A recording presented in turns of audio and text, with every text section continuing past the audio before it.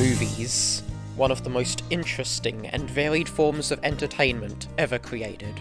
There have been films released that have gone on to become national treasures and important pieces of human history. Human history bottled into feature-length time capsules for future generations to look back and learn from. Films like Star Wars, Toy Story, Spirited Away, and the Boss Baby 2 Family Business have come to be known as some of the greatest and most influential cinematic experiences of our time. Every decade there seems to be more and more of these mind-blowing masterpieces, each setting new precedents in the eyes of filmmakers around the globe. I say this because on the fated date of February 11th, 2021, the sequel to one of my favourite movies was properly announced. A movie that I believed would join the ranks of the greatest films of all time. One that would change the course of cinema forever. That movie being Sonic the Hedgehog 2. The teaser had everything that would make a die-hard Sonic fan such as myself lose consciousness and excitement. A new rendition of Emerald Hill, the confirmation of Tails being a new key cast member, and a release date of April 8th, 2022. Or March 31st for me. And with that, the wait for the theatrical release began. 421-ish days of patiently waiting to see a blue hedgehog converse with James Marsden on the big screen. Even as the wait grew smaller, the hype grew larger. Each new announcement leading up fueling the hype train that was my Sonic-obsessed head. Skipping forward a wee bit, by the time Sonic 2 was in theaters, it didn't feel real. Overwhelmingly positive reviews from fans appeared all over social media. Sonic the Hedgehog 3 and a spin-off had already been announced, and I won a Knuckles plush from a claw machine on my first try in the mere minutes before walking into that theater. I've never won anything from a claw machine in my life. It felt like the stars in the sky had aligned, for this was going to be the game-changing film I knew it would be. So I walked into the theater, sat in my chair, turned my phone on silent, prayed to the Babylonian gods that the crying baby a few rows in front of me would shut the heck up, and immersed myself in the cinematic experience that was Sonic the Hedgehog 2. 2 hours later. The film ended. I had 1,000 thoughts running a million miles an hour through my brain, but the one thing I knew for certain was that, to my surprise, I didn't like it. After all this time, I wasn't satisfied. I simply couldn't ignore the never-ending Olive Garden pasta bowl of problems this travesty held. The worst part? My emotions weren't full of anger, but merely disappointment. No, he lied. Oh yeah! He's so pleased that he's begun shamelessly shadowboxing in the privacy of the bathroom. Because of how amazing this movie truly was. I had high expectations for the sequel, and boy did it deliver. To think, the Sonic the Hedgehog movie started with this. And now we live in a world where its sequel is largely considered one of the best video game movies of all time. And I have to strongly agree. So I want to take a deep dive into what makes Sonic the Hedgehog 2 just so amazing. Sorry if some of this video comes across as a bunch of random thoughts strung together. That's because it is. I love this movie, and I have a lot to say about it. Probably too much to say about it. But I don't care. I'm gonna go over every single thing I want to say about why I love this movie. So let me explain to you why Sonic the Hedgehog 2, the movie, is everything I've ever wanted.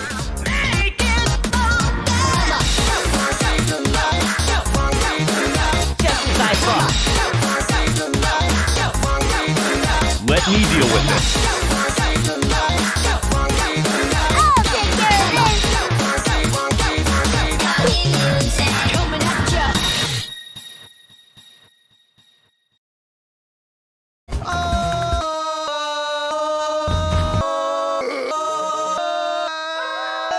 Shut up! Before I get fully into the review, can I just talk about the build-up towards this movie's release? Just the journey of waiting for it to come out was an experience in of itself, partially thanks to how good the marketing was, especially for any die-hard Sonic fans. During the months before Sonic 2's release, it felt like we were getting new promotional material almost every week. Compared to the Frontiers' marketing, that's insane.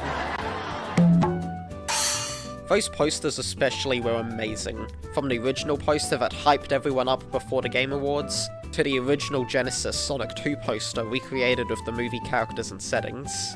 And even when they released the Marvel Floating Head poster without crediting Colleen O'Shaughnessy and Tika Sumpter, they actually listened to the fan backlash and added them onto the UK version later. None of these posters looked even remotely bad. It's especially impressive when you compare them to the Spider-Man No Way Home ones. We could have gotten this, but instead, we were blessed with this. There were even full murals being painted to promote the movie. None near me, unfortunately, but still. Along with all that, the trailers made the movie look to be even bigger than the first in practically every way. More stakes, more characters, more action, more everything. But one of the biggest new additions the sequel looked like it was adding was lore. And boy did Paramount give us lore. Okay, I'm kidding, we got a prequel comic. I had to wait a few days after the movie came out before I got to see it, so this prequel had to hold me off from going savage over my already intense hype. Luckily, it did the opposite. So, I want to talk about it. This comic had a bunch of important backstory for a bunch of the characters, connecting the dots between the first and second movies. You know, like a prequel. We got to see Robotnik's taste for shrooms, how Tails ended up at Earth, why Knuckles would team up with Robotnik, how Sonic suffers from crushing loneliness, and even Agent Stone putting a Karen in prison for money laundering because she sped out his latte made of steamed Austrian goat's milk. Apart from that, there's a ton of Easter eggs, from seeing the Chaotix to the weird lizard people from the concept art of the first movie. They even have Tails fly through that one section of Marble Zone where the lava chases you. You know the one. Anyway, it's a great read that continues to expand upon this new universe the movies are creating, and I highly recommend picking it up if you get the chance. It also made me appreciate the film it's based on even more. So let's dig into the actual Sonic Movie 2 proper now. Where else to begin than with the story?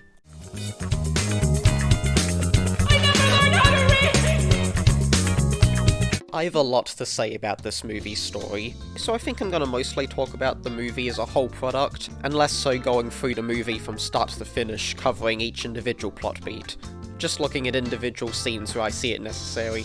Also, I'm assuming you've already seen the movie for this video, just so I don't have to explain everything that happens and I can focus on my actual thoughts on the movie. I just don't have time to look at every little thing. Have you seen how long this video is? Now that that's out of the way, what did I think of the story?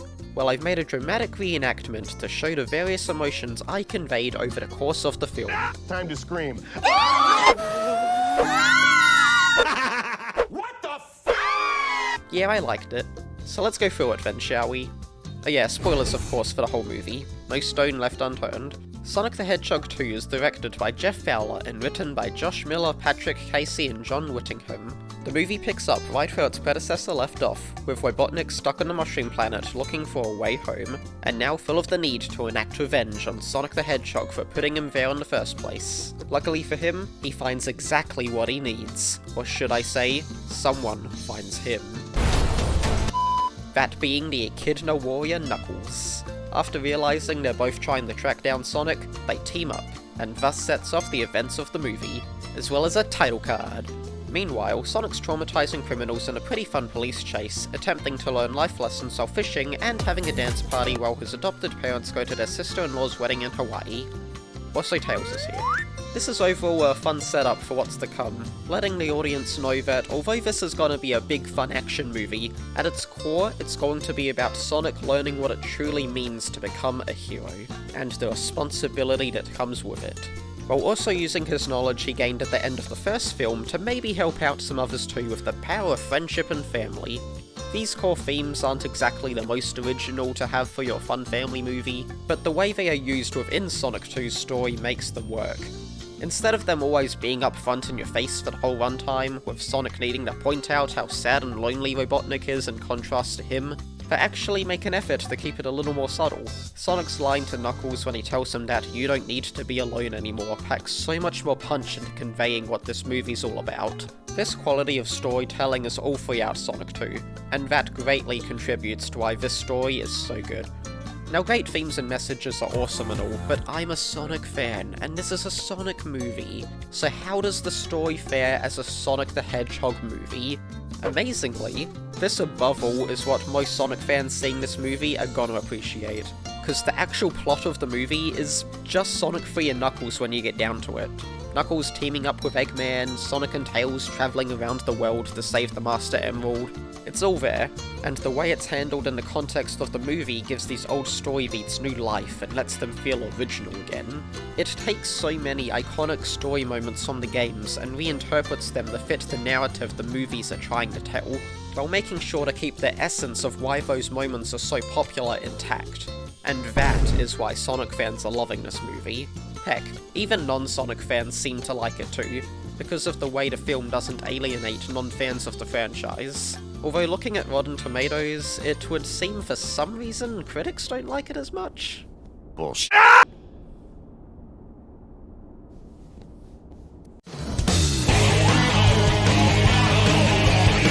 I've always believed that the reason the story in Sonic 1 and 2 worked wasn't because they necessarily were trying to be like the games they're based on, but because they were being their own thing.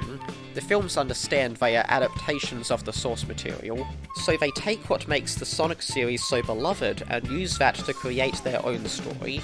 This way, fans of the games won't feel the need to always compare each individual scene to the source material, thus being able to accept it as its own interpretation. There's this great quote by Neil Druckmann that sums up what I'm trying to say about Sonic 2's story perfectly, and I'm going to tell you it because it makes me sound smarter. I believe the great ones reinterpret while capturing the essence of the source material. They never just imitate. That is exactly what Sonic 2 does. I already mentioned that the story this time around is basically taken from Sonic 3 and Knuckles, but that's a 16-bit game on the Genesis. There's not really enough there to make a full movie plotline, and if they had exclusively stuck with the Genesis games, it could have resulted in an overly simplistic and drawn-out plot. The writers managed to avoid this problem by taking inspiration from story beats from multiple different games, like Sonic 2, Adventure, and even a little bit of Batman. Who are you? I'm Batman. All in order to add more depth to the already existing story. They even flesh out some of the lore from the first film to avoid leaning on the already existing ideas from the source material, which is exactly why this movie works so well as a standalone adaptation. The writers have clearly done a great job creating a proper Sonic the Hedgehog movie, but unfortunately, there are some story beats that don't quite mesh so well with the rest of the film. Most of them are fairly minor, but there is still one big one. I think everyone agrees with this point that the whole wedding subplot could have been massively cut down. I say cut down though because I actually don't have a ton of problems with most of it. What? You can keep everything up till Gun is revealed, and even the part of Maddie and Rachel's Mission Impossible journey to rescue Sonic could mostly be kept with a few character tweaks. Because even though we are focusing on the human characters, there's still something a part of the scene that relates back to Sonic. That being needing to rescue him or wondering how he's doing by himself at home. Side note, that whole thing of Gun being introduced as a way for the government to keep track on Sonic is awesome. Love that plot twist, even if it's clearly just meant to set up what's to come later. Anyway, it's the large portion of the movie with Rachel and Randall eventually learning to love again that could be cut entirely, because it has nothing to do with Sonic. It feels like it came from a completely different movie, and definitely puts a huge speed bump on the film's pacing. It's also more cliched than me making jokes to do with Plankton getting stepped on. They could have let Rachel and Randall be a part of the final baseball scene and conclude the subplot with 1 or 2 lines if they really wanted to. Actually, I just thought of something. Why is it that Maddie and Rachel are the ones to rescue Sonic, and not Tom? It would make so much more sense if Tom was the one trying to rescue him. This whole situation is like the one fear he's had in this movie. Sonic getting into serious trouble and him needing to rescue him from danger. Sonic hasn't taken his advice about responsibility from the fishing scene, and now both Tom and Sonic need to deal with the consequences. I think this could make the scene much more relevant to the main story and themes, as well as leaving open more room for some moments of character development for the both of them. Moving away from the negatives now, let's talk about positives. One thing I love is the whole scene with Sonic running across the ocean to the Master Emerald. I love how it's used as a point in the story to tell the audience that, yeah, we've had fun up until now, but this is where things get serious. It signifies a different tone for the story going forward, where the stakes have gotten much higher than we previously imagined. It's this movie's oh damn moment. To be fair though, this movie has a ton of oh damn moments. Oh damn. Oh damn! Oh damn! And that is 3-0 damn. It also helps the story as a whole feel less predictable and formulaic. The whole scene would have been perfect if there were more consequences for him technically failing to cross the ocean. In this moment, he ends up using the most courage and strength he has ever had, only for him to still fail and drown. But then we fade to black and he washes up on the shore directly in front of the labyrinth. Ain't that just a little too convenient?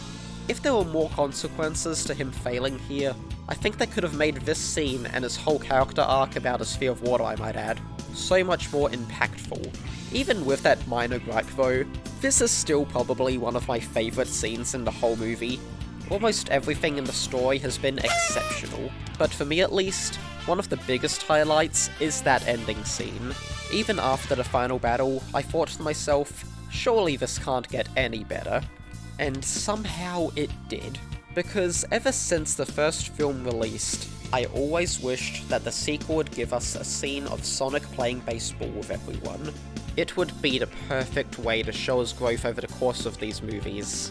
So when I noticed that earlier in one of Sonic's desk drawers, he drew a cute drawing of him and Tom playing baseball together, I knew that we would be getting that scene this time around. This meant that when I saw Knuckles with that baseball bat, I was so happy. In the first film, the baseball scene's purpose was to highlight how lonely Sonic truly was, and how he's been trying to cope with it. But now in the sequel, he finally has that family he wanted all this time, fulfilling the roles of the friends he wished he had back then. The baseball field used to highlight his loneliness, but now it represents just how far he's come in becoming a part of a real family. I just love it. Although it does feel a little jarring to hear Sonic straight up call Tom his dad. I've got a lot more than that. Dad. I'm not your dad! Wait! We're orphans?! That whole subplot accepting Tom as his new parental figure probably could have been built up a bit better, but that's a minor nitpick in the grand scheme of things, and it did ultimately still hit me in the feels when he said it. It's overall just such a heartwarming scene, and I wouldn't have ended this masterpiece any other way. And thus the credits roll, recapping the movie in beautiful pixel art, marking the end of one of the greatest films I've ever had the pleasure of experiencing.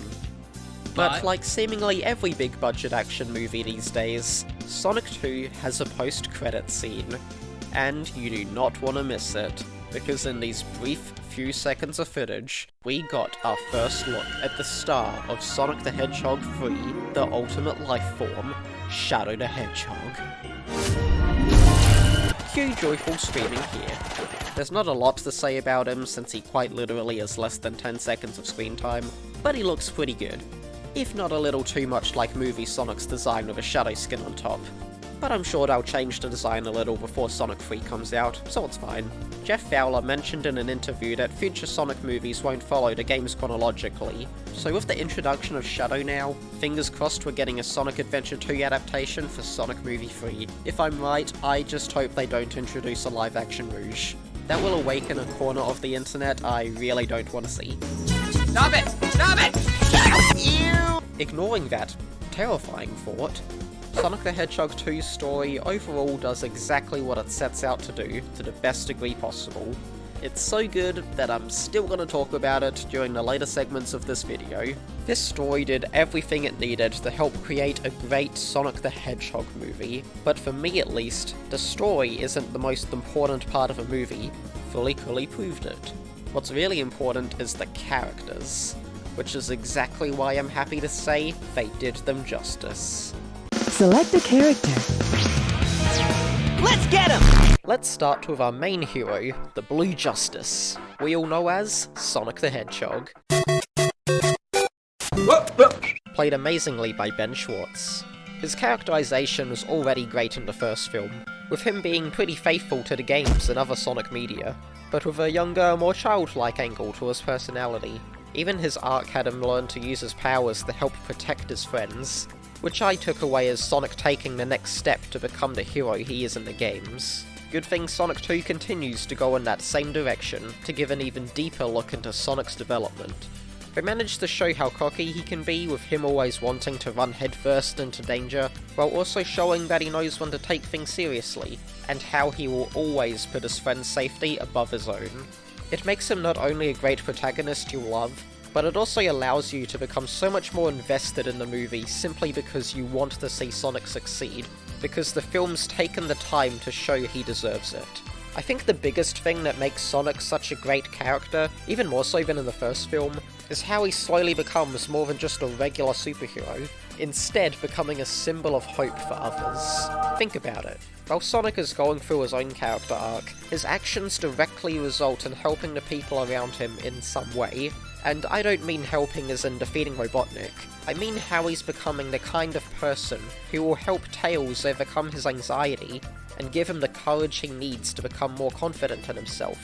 I mean how he manages to connect with Knuckles and show him what true friendship really looks like.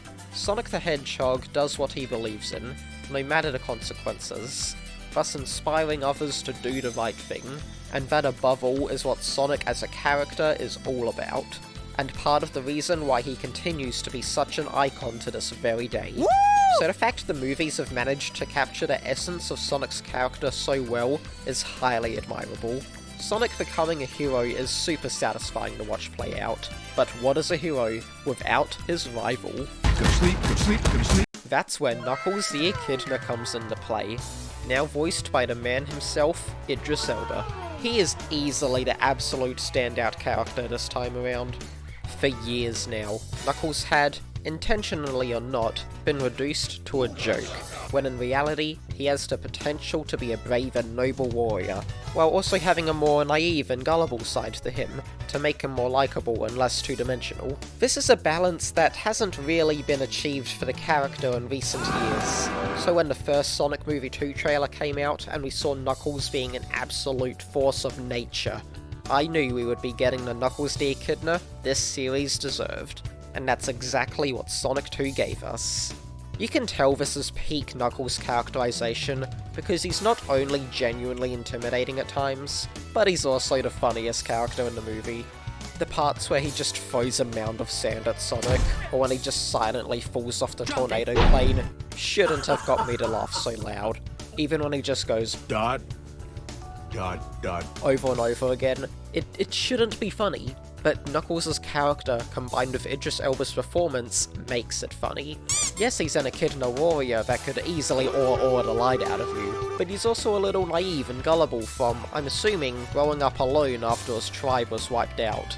They managed to toe the line between awesome and stupid so well that it makes me wish this was how he was characterized in the actual games.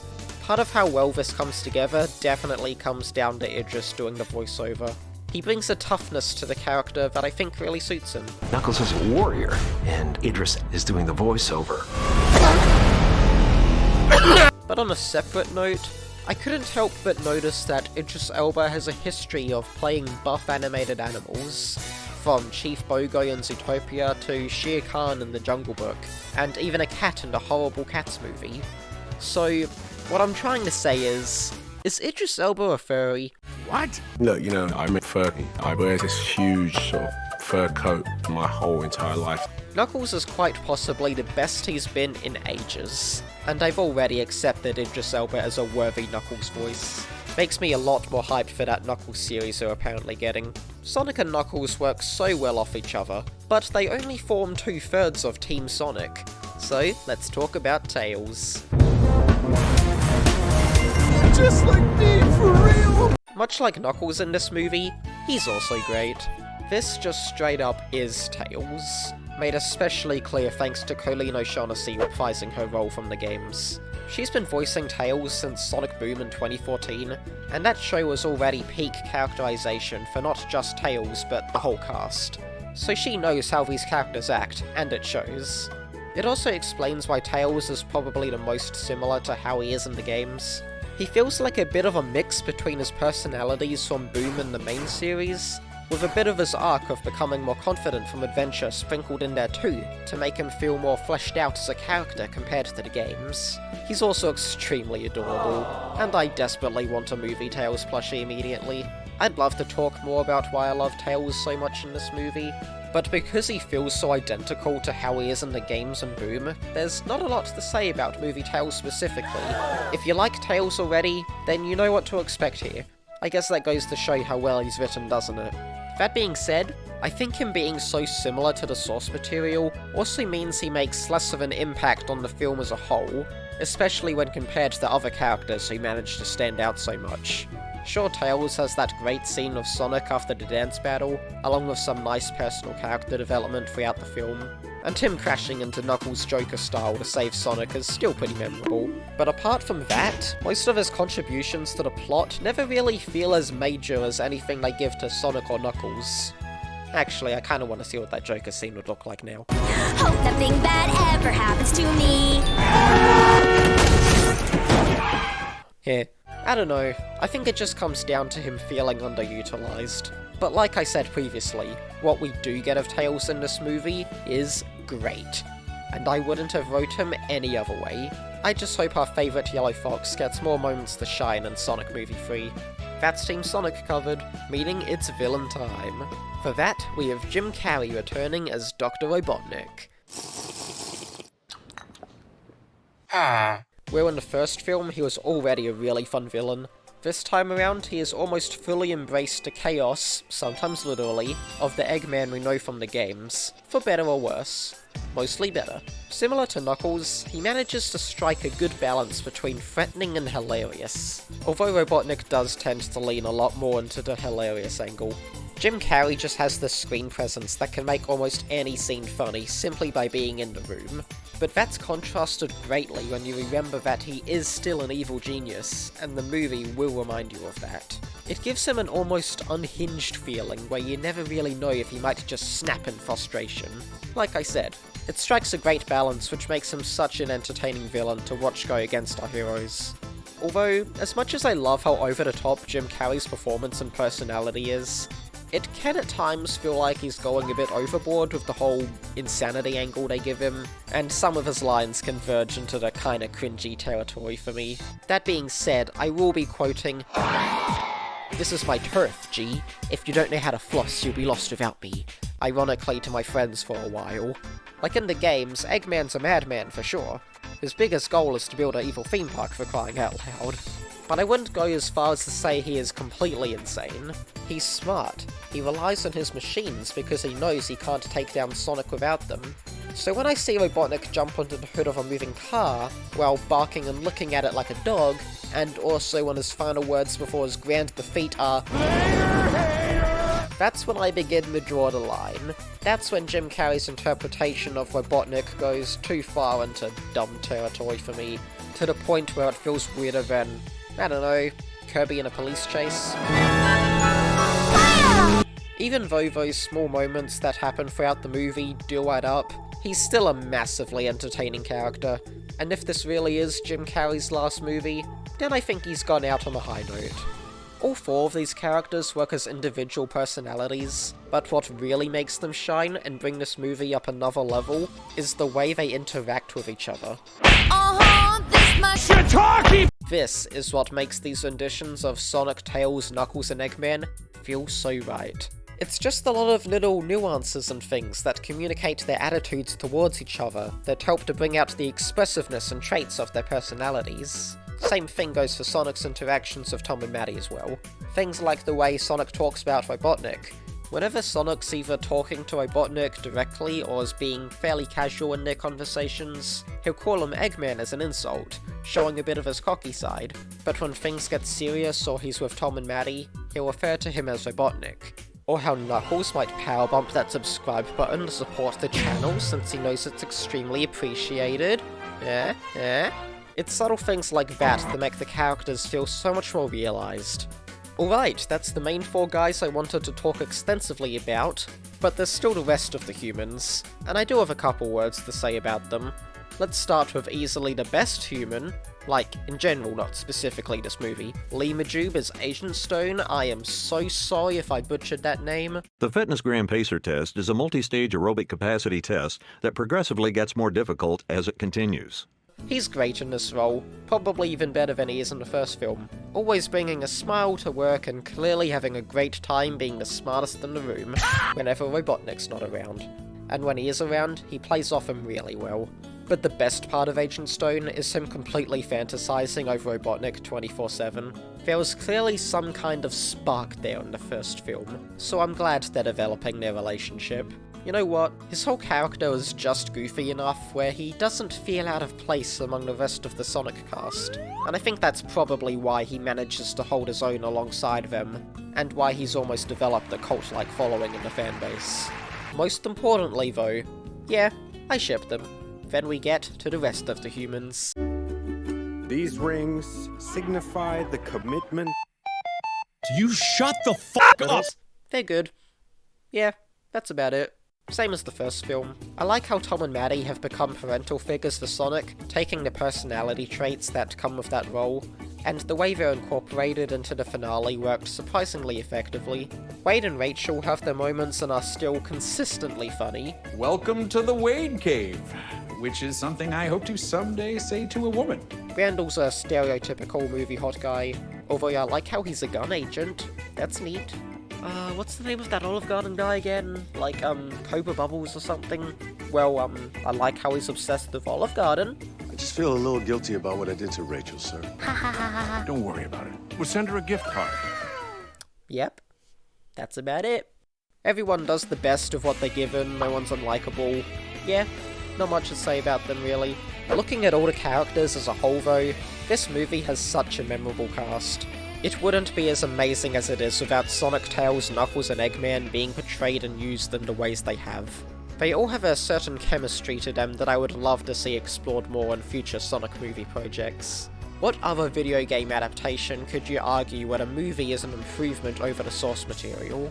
It's amazing how simply respecting the franchise's roots and making fun and interesting characters can make a movie so much more heartfelt, entertaining, and memorable, just like that.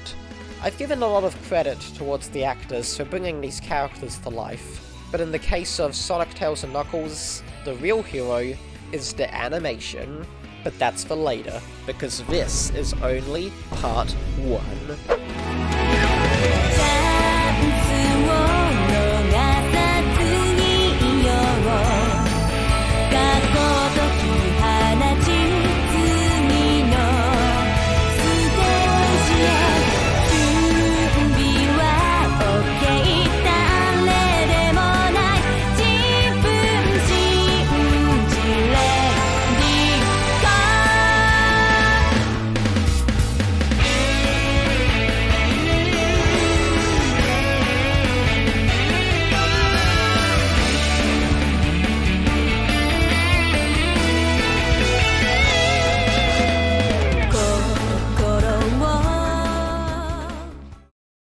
Let's turn up the heat. The whole city's on fire!